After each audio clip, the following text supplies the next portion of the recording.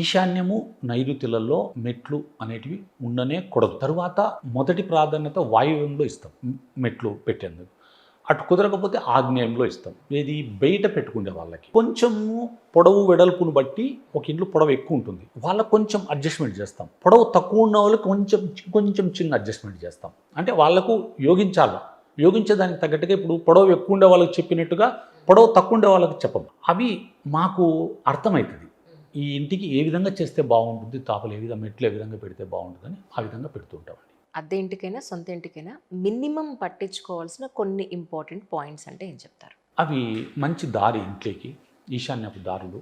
దక్షిణ మొహం అయితే దక్షిణ ఆగ్నేయము, పశ్చిమం అయితే పశ్చిమ వాయువ్యం దారి, ఉత్తరం అయితే ఉత్తర ఈశాన్యపు దారులు మినిమం ఉండాలి. వంట తప్పకుండా ఆగ్నేయంలో ఉండాలి. ఇంకొకటి దక్షిణ మొహం ఇంటికి సైజు చిన్నదైతే ఆగ్నేయంలో పెట్టేదానికి ఉండదు. ఆ ఇంటికి వాయువ్యంలో పెట్టేదాన్ని వాయువ్యంలో పడమర మొహంతో చేయొచ్చు వంట. ఇవి బెడ్రూమ్ ఒక నైరుతిలో ఉండాలి. ఇవి మినిమం మనకు ఉండాల్సినటువంటి ఇది నీడ్స్. అంటే మా నాన్నగారు అంటూ ఉంటారు, ఇది కొంచెం పొడుగు పెరిగింది, ఇది ఉండొచ్చు ఇలాగా మంచిది, ఇటువైపు పెరగకూడదు అని అంటుంటారు. అంటే ఎటువైపు మనకి ఖాళీ స్థలం పెరగచ్చు, ఎటువైపు పెరగకూడదు? ఖాళీ స్థలం పెరగడము అనేది పెరగడం అంటే ఒక సైడ్ పెరగడం. అవును. అంటే ఈశాన్యంలో ఈ విధంగా పెరిగితే మంచిది. ఓహోహో. ఈ విధంగా ఆగ్నేయం పెరిగితే తప్పవుతుంది. స్ట్రైట్గా ఉండాలా. ఈశాన్యం పెరిగినా పర్లేదు, ఆగ్నేయం అయితే పెరగకూడదు. ఆగ్నేయం పెరిగితే ఏమవుతుందంటే ఇంట్లో మొదటి సంతానానికి సంబంధించిన వ్యక్తికి నిరుపయోగంగా తయారవుతాడు. అలాగే ఉత్తర వాయువ్యం పెరిగితే ఆ మగ సంతానము తగ్గిపోయి ఆడ సంతానము పెరుగుతుంది. ప్లస్ ఈ కోర్టు తగాదాలు ఇలా ఉండే వాళ్ళంతా ఉత్తరంలో తప్పు ఉన్నటువంటి వ్యక్తుల్లోనే ఎక్కువ భాగాలు ఉంటాయి. మిగతా ఈ ఆగ్నేయం ఉండే వాళ్ళ తప్పు, ఇలా ఉండే వాళ్ళతో ఇద్దరికి అలా ఉంటుంది.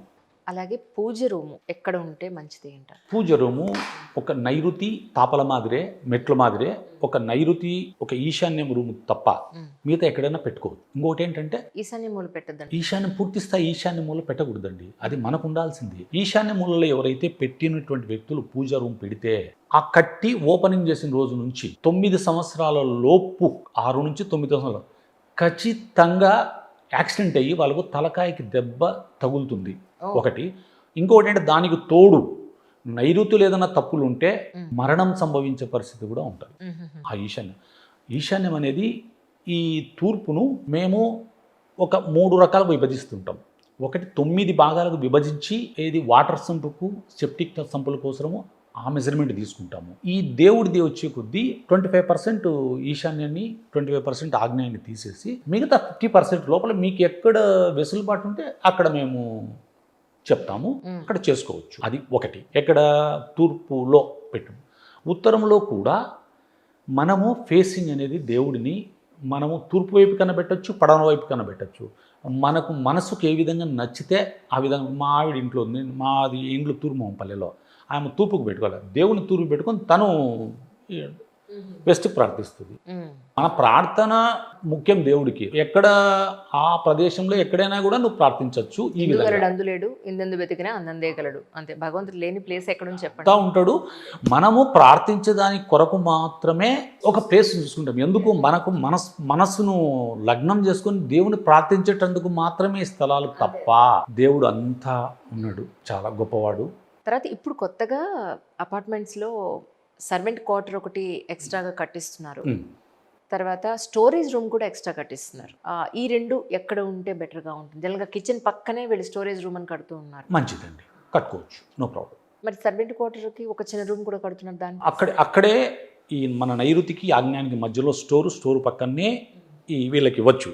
అటు కాకుంటే ఇంకొకటి ఏంటంటే వాయువ్యంలో ఇవ్వచ్చు. ఇలా ఇక్కడ కుదరకపోతే అంటే ఈ స్థలం పెరిగింటే ఇవ్వచ్చు, ఈ స్థలం తక్కువ ఇట్లా పెరిగింది అనుకోండి, అప్పుడు వాయువ్యంలో ఇవ్వచ్చు. ఇప్పుడు కొన్ని అపార్ట్మెంట్స్కి ఒకటే బాల్కనీ ఉంటుంది, కొన్ని అపార్ట్మెంట్స్కి 2, 3, 4 బాల్కనీలు కూడా ఉంటాయి. కొంతమంది చెప్తారు ఇటువైపు బాల్కనీ ఓపెన్ ఉండకూడదు, దీనికి గ్రిల్ ఏదైనా పెట్టించండి అని చెప్తూ ఉంటారు. ఎటువైపు బాల్కనీ ఓపెన్ ఉండకూడదు? బాల్కనీలు 3 వైపులు రావచ్చండి, ఒక నైరుతిలో తప్ప. నైరుతి మాస్టర్ బెడ్రూమ్ ఉంటుంది. నైరుతి అంటే ఎటు? తూర్పు వైపు తిరిగింది. దక్షిణము పడమర కలిసే స్థానము మాస్టర్ బెడ్రూమ్ ఉండే ఏరియా నైరుతి అంటారు. అని తూర్పుకు తిరిగిన తర్వాత ఎటు? రైటా లెఫ్ట్? తూర్పుకు తిరిగిందని మనకు వెనక పక్క వస్తుందండి. పొయ్యి ఉంటుంది, పొయ్యికి ఆపోజిట్లో నైరుతి. ఓకే. ఆగ్నేయము నైరుతి, వాయువ్యము ఈశాన్యం. ఇవి రెండు ఇలా ఉంటాయి, ఈ రెండు ఇలా ఉంటాయి. నైరుతికి ఈశాన్యానికి ఉండే తేడాలు ఏంటంటే నైరుతి ఎప్పుడు వెయిట్లెస్గా ఉండాలి, ఈశాన్యం ఎప్పుడు వెయిట్లెస్గా ఉండాలి, నైరుతి వచ్చేసి ఎప్పుడు వెయిట్గా ఉండాలి. పరస్పర విరుద్ధమైనటువంటి లక్షణాలు ఇవి రెంటికి ఉంటాయి. ఇది గుంత ఉండాలి ఈశాన్యంలో, నైరుతులు ఎత్తు ఉండాలి. ఈశాన్యముల్లో బరువు పెట్టద్దు అని పెట్టకూడదు. పెడితే ఏమవుతుంది సార్? ఎందుకంటే నా పిల్లలు నన్ను అడుగుతారు, పొరపాటున నేను ఒక కుండీ పెట్టా బాల్కనీలో, బాల్కనీ వచ్చింది మాకు, పసుపు మొక్కలు అవి ఉంటే పెట్టాను అక్కడ. మా నాన్న అన్నారు అది తీసేసేయమ్మా అన్నారు. డాడీ ఇదంతా సరిపోలేదు ప్లేస్ అంటే తీసేయండి, నేను ఇప్పటికీ అలాగే ఉంచాను. ఏమవుతుంది యాక్చువల్లీ? బరువు ఉండడం వల్ల ఏమవుతుందంటే అండి, మీరు తల మీద ఒక 10 కేజీలు వెయిట్ పెట్టుకుంటారు, వీపు మీద పెడతారు, మోయగలుగుతారు, నడుము పెడతారు, బేగులుతారు. కానీ కాళ్ళకు మీరు 1 కేజీ పెట్టుకుంటే ఎక్కువ దూరం నడచలేరు. ఈశాన్యం అనేది కాళ్ళు లాంటిది. అక్కడ బరువు పెడితే నడక మనము నేను నడుస్తున్నా కదా 10 అడుగులు అనుకుంటారు, కానీ మీరు గంటలో 100 అడుగులు నడచాల్సిన వాళ్ళు 10 అడుగులే నడుస్తారు. అదే ఇక్కడ వెయిట్ పెట్టుకొని నడచడం వల్ల ఏమవుతుందంటే మీకు పెయిన్ రాకుండా ఉంటుంది, ఈ కాలికి కట్టినట్టు ఉంటుందన్నమాట ఈశాన్యంలో మనం అవన్నీ పెట్టడం వలన. ఇప్పుడు జనరల్గా మీరు ఎవరైనా ఓపెన్ ల్యాండ్ ఉండి ఇలా ఇల్లు కట్టుకుందాం అనుకుంటున్నా అండి, లేదా అపార్ట్మెంట్ కొత్తగా ఏదైనా ఎనీ కన్స్ట్రక్షన్ చేసుకుందాం అనుకుంటున్నా, కొంచెం వాస్తు వచ్చి చూడండి అని అంటే చూస్తారా? చూస్తామండి. ప్రొఫెషన్ పోవడం చూడడము, వాళ్ళ ఆలోచనలు తీసుకుంటాం. మీకు ఏం కావాలనుకుంటున్నారు, కొందరికి తెలియకుండానే వాస్తుకు అనుకూలమైనటువంటి ఆలోచనలు ఉంటాయి, దాన్ని మనము అంగీకరించి వాళ్ళకు మనస్ఫూర్తిగా ఉండేట్టుగా మనం చేయగలగలుగుతాం. కాబట్టి ఆ విధంగా చేస్తాం. కొన్ని చిన్న చిన్న తప్పులు ఉంటాయి, అవి కాదండి వద్దు అని చెప్పి సరిచేసి ఒక ప్లాన్ ఇస్తాం. ప్లాన్ చేసి ఈ విధంగా చేసుకోండి అని చెప్తాం. లేదంటే కొందరు ఏం చేస్తారు, ఇప్పుడు డాక్టర్లు కొంచెం బాగుండే వాళ్ళు ఏం చేస్తారంటే ఒక మంచి ఇంజనీర్ని పెట్టుకుంటారు. అక్కడికి నేను, ఇంజనీరు, ఆ బిల్డింగ్ ఓనరు ముగ్గురం కూర్చుని ఇంజనీరుకు కొన్ని సూచనలు ఇస్తాం. అక్కడ ప్రకారం ఈయన ఆలోచనలు అక్కడే కూర్చొని అక్కడ ఒక ఫ్రేమ్ తయారు చేసేసి ఆ ప్లాన్ తీసుకుంటాం. ఆ ప్లాన్ ఎగ్జిక్యూషన్ చేసేటప్పుడు, పునాది వేసేటప్పుడు వెళ్తాం, పునాది వేసి అయిపోయిన తర్వాత వెళ్తాం. అట్లా ఒక 3-4 టైమ్స్ వెళ్తాం. వెళ్ళి వాళ్ళకు మధ్యలో కొన్ని డౌట్స్ వస్తూ ఉంటాయి, అవి క్లారిఫై చేసి వస్తుంటాం. మ్యాక్సిమం ఇంజనీర్ దగ్గరనే అన్నీ చేస్తాం. కొందరు ఏం చేస్తారని ఇంజనీర్కి ప్లాన్ వేసుకొని అన్నీ వేసేసుకొని పునాదులు వేసుకున్న తర్వాత మా దగ్గరకు వస్తారు. అప్పుడు మేము 100% న్యాయం చేయలేం. మాకు ఎంత వీలుంటే అంత న్యాయం చేయగలుగుతాం వాళ్ళకి. వాళ్ళ ఆలోచన ప్రకారం కూడా వాళ్ళు కొందరికి ఇష్టపడరు కొన్ని, అయితే విషయం తెలియచేస్తారు. ఇది మొదటికి సంబంధించింది, ఇది నీకు ఇష్టం లేకుంటే సెకండ్ ఆల్టర్నేట్ అని ఉంటే కూడా మేము చెప్తాం, అప్పుడే చెప్పేస్తాం. ఆల్టర్నేట్ లేనేటి కొన్ని ఉంటాయి, అట్లా చెప్పి చేస్తుంటాము. శంకుస్థాపన ఎక్కడ చేయాలి? ఒక ల్యాండ్లో శంకుస్థాపన ఈశాన్యంలో మాత్రమే చేయాలి. ఈశాన్యం అంటే మొత్తం సపోజ్ ఈ టీవీలో 4 భాగాలు చేస్తే నార్త్ ఈస్ట్ కార్నర్లో ఎక్కడైనా చేయొచ్చు. కానీ కొందరు ఏం చేస్తారంటే పిల్లర్ వేస్తే కిందనే చేయాలనేది వాళ్ళ మనసులో ఉంటుంది. అప్పుడు మేమేం చేస్తామంటే, అయ్యా ఈ విధంగా ఎక్కడైనా నువ్వు చేసుకోవచ్చు. ఒకవేళ నీకు ఇష్టం లేదంటే దానివల్ల ఏమవుతుందంటేనండి, ఈ పిల్లర్ కిందనే వేయాలంటారు. దానివల్ల ఏమవుతుందంటే మనం ఏదైతే వేస్తామో అక్కడ దాని వలన ఆ పిల్లరు బరువు జరిగినప్పుడు కొంచెం కుంగే ఛాన్సెస్ ఉంటాయి. ఓకే. అందుకు మేము ఏం చెప్తామంటే పిల్లర్కు దగ్గరలో పిల్లర్ గుంత కొంచెం దూరంలో తీసి అక్కడ పూడ్చుకోమని చెప్తాం. రైట్. అలాగే బోరు ఏ ప్లేస్లో వేసుకోవాలి? బోరు అనేది ఒకటండి, నార్త్ ఈస్ట్ వేసుకోవాలి. అదే ఉత్తర ఈశాన్యం కానీ, తూర్పు ఈశాన్యం కానీ, తూర్పులో కానీ, ఉత్తరంలో కానీ. ఈ ప్లేస్ అంటే ఒక భాగం, 4 భాగాలలో ఒక భాగంలో మనము ఇంకోటి ఏంటంటే మనం ఇండ్లు పిల్లర్ ఎక్కడేస్తున్నాం అనే దాన్ని బట్టి కూడా బోరు పిల్లర్ డిపెండ్ అవుతుందా? ఈ మూలకు ఆ మూలకు తగలకుండా అటు ఇటు వేయాలి ఒక చోట.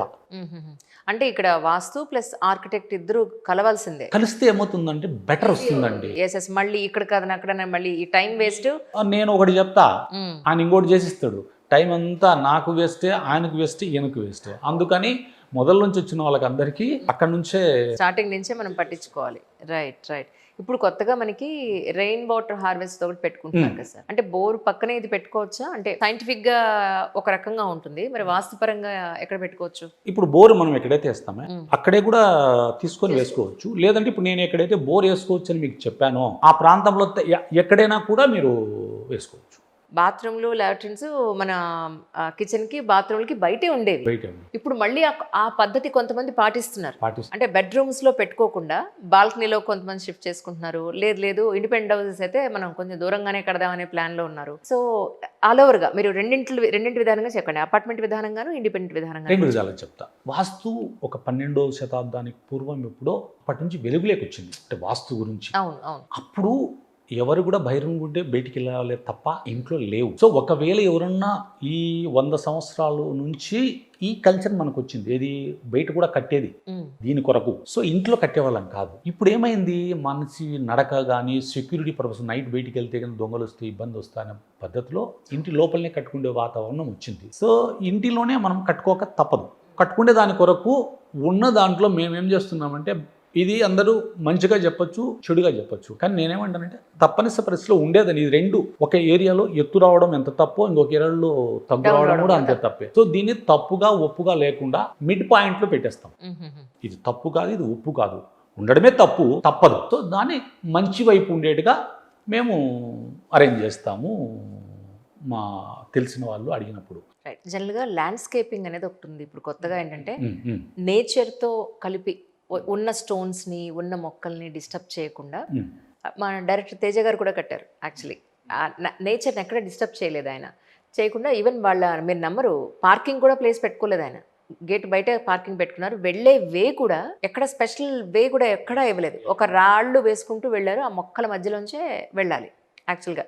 సార్ సీక్రెట్ చెప్పేస్తాను ఏమనుకోవద్దు, మరి వాస్తు గురించి మాట్లాడుతున్నాం కాబట్టి. అంటే ల్యాండ్స్కేపింగ్ ఎలా ఉందంటే, కొన్ని నేను చూసిన ఇళ్లలో కొంచెం డౌన్ ఉంటుంది సార్. ముందంతా గార్డెన్ అది వేసుకోవడం కొంచెం డౌన్, ఇల్లు కొంచెం ఎత్తులో పెట్టుకుంటారు. ఎటువైపు డౌన్ ఉండొచ్చు, ఎటువైపు ఉండకూడదు. ఇది ల్యాండ్స్కేపింగ్లో అంటే ఆ ల్యాండ్ ఎలా అయితే ఉందో, ఎటువైపు డౌన్ అప్ అండ్ డౌన్ ఎలా ఉందో అలానే ఇల్లు కడుతున్నారు. దాన్ని మళ్ళీ లెవెల్ చేయాలని కూడా అనుకోవట్లేదు. అదే న్యాచురాలిటీకి దగ్గరగా ఉండాలనుకుంటున్నారు కాబట్టి. ఎగ్జాక్ట్లీ. ఈవెన్ స్టోన్స్తో సహా అలా ఉంచాలనుకుంటున్నారు. అలాంటప్పుడు వాస్తు ప్రకారం ఎటువైపు ఎత్తు ఉండొచ్చు, ఎటువైపు పల్లం ఉండొచ్చు.